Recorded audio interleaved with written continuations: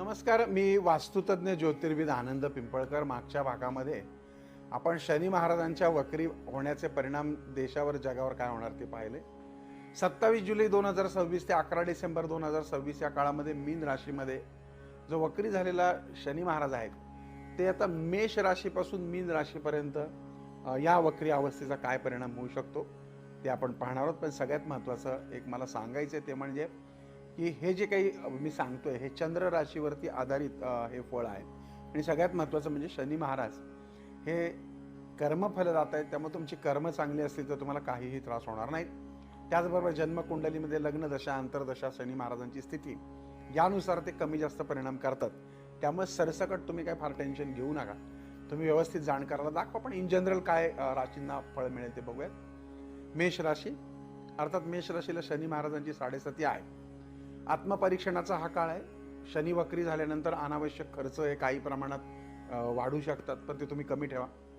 परदेशाशी संबंधित अडचणींमध्ये सुधारणा होऊ शकते. नोकरी व्यवसाय आणि नवीन प्रकल्पामध्ये विलंब होण्याची शक्यता आहे. लाभ मिळत असतानाही काही कारणाने तो पुढे ढकलला जाऊ शकतो. संयम ठेवा आणि उतावळेपणाने कोणतेही महत्त्वाचे निर्णय घेऊ नका. विशेषतः मोठं कर्ज काढू नका. नियमित हनुमान उपासना या कालखंडात करा. वृषभ रास हा काळ संथ गतीचा असणार आहे. पदोन्नती, व्यवसायातली वाढ, आर्थिक लाभ हे थोड्या अपेक्षेपेक्षा उशिरा मिळू शकतात. वरिष्ठ अधिकारी किंवा वडीलधाऱ्या व्यक्तींशी मतभेद या कालखंडात होतील. भाग्यावर विसंबून न राहता मेहनतीवरती भर द्या. सुंदरकांडाचं पठण करा किंवा शनिवारी सेवा कार्य करा. गरिबांची सेवा करा. मिथुन राशीच्या लोकांसाठी हा काळ तुलनेने चांगला मानला जाऊ शकतो. नोकरी जर शोधत असाल तर चांगल्या संधी मिळतील. अडकलेली सरकारी कामं मार्गी लागू शकतात. काही जुने वाद असतील तर ते मिटतील. पती पत्नींमध्ये प्रेम वृद्धी होईल. लेकरा बाळांचं सुख उत्तम मिळेल. मात्र धार्मिक किंवा वडिलांशी संबंधित विषयामध्ये थोडा संयम या काळामध्ये ठेवणं अत्यंत आवश्यक आहे. ची रास आहे कर्क रास. कर्क राशींच्या व्यक्तींनी या काळामध्ये भाग्यापेक्षा प्रयत्नांवर विश्वास ठेवावा. दैनंदिन कामामध्ये थोडा विलंब होऊ शकतो. आपल्या वडिलांच्या आरोग्याकडे या कालखंडात लक्ष द्या. प्रवास करताना काळजी घ्या. संयम आणि सकारात्मक दृष्टिकोन ठेवल्यास मोठं नुकसान होणार नाही. शनिवारी पिंपळाच्या झाडाखाली तिळाच्या तेलाचा दिवा अधूनमधून लावा. तुम्हाला चांगला अनुभव येईल. पुढची रास आहे सिंहरास. सिंहराशीसाठी हा काळ दिलासादायक ठरू शकतो. शनी महाराजांमुळे सुरू असलेली काही अडथळे कमी होतील. सरकारी कामं पूर्ण होण्याची शक्यता वाढेल. वैवाहिक जीवनातले तणाव कमी होतील. विद्यार्थ्यांनाही अपेक्षित यश मिळू शकतं. मात्र अहंकार टाळा आणि आरोग्याची काळजी घ्या. महामृत्युंजयाचा जो जप आहे तो नियमित करा. आपल्याला शनी महाराजांची पणवती असल्यामुळं श्री शनी महाराजांची सेवाही करा. पुढची रास आहे कन्या रास. या राशींच्या व्यक्तींसाठी दाम्पत्य जीवनामध्ये आनंद निर्माण होईल. भागीदारीच्या कामांमध्ये काही सकारात्मक बदल दिसतील.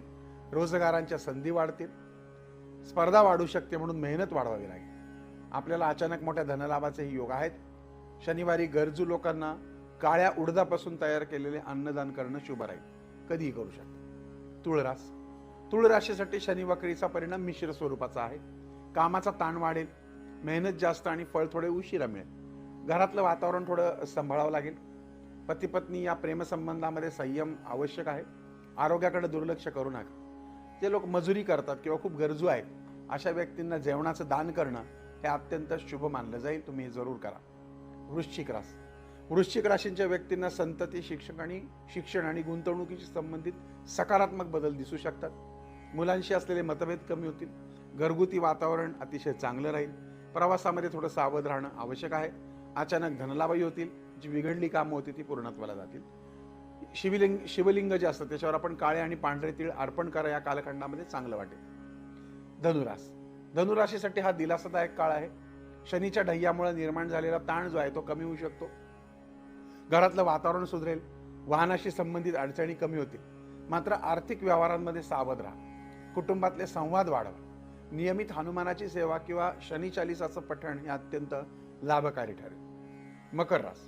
मकर राशींच्या व्यक्तींसाठी शनी हा स्वतःच्या स्वामी असल्यामुळे आरोग्याची विशेष काळजी घेणं आवश्यक आहे. मित्र, भाऊ आणि नातेवाईकांशी संबंध जपावे. कोणतीही बातमी ऐकून लगेच प्रतिक्रिया देऊ नका. आर्थिक व्यवहार विचारपूर्वक करा. दशरथकृत शनी स्तोत्राचं पठण अत्यंत लाभदायक आपल्याला ठरेल. कुंभरास. कुंभराशींच्या व्यक्तीसाठी 7.5चा शेवटचा टप्पा सुरू असल्यामुळे जुन्या अडचणी कमी होऊ शकतात. आर्थिक नुकसान थांबण्याचे मार्ग मिळू शकतात. घरातलं वातावरण सुधरेल. मात्र आरोग्य, डोळे, दात आणि परदेशाशी संबंधित कामामध्ये विशेष काळजी घ्यावी. शनिवारी सुंदरकांडाचं पठण हे अत्यंत शुभ राहील. पुढची रास आहे मीन रास. मीन राशींच्या व्यक्तींसाठी हा सर्वात महत्त्वाचा काळ आहे, कारण शनी महाराज तुमच्याच राशीत वक्री झाले आहेत. 7.5 पण त्यात तुम्हाला मधल्या टप्प्यात सुरू असल्यामुळे प्रत्येक निर्णय विचारपूर्वक घ्या. प्रॉपर्टी खरेदीचे योग आहेत. आरोग्य आणि मानसिक तणावामध्ये थोडासा वाढ होऊ शकते, आरोग्याचे त्रास होऊ शकतात. आर्थिक नियोजन आणि कौटुंबिक जबाबदाऱ्या यांना प्राधान्य द्या.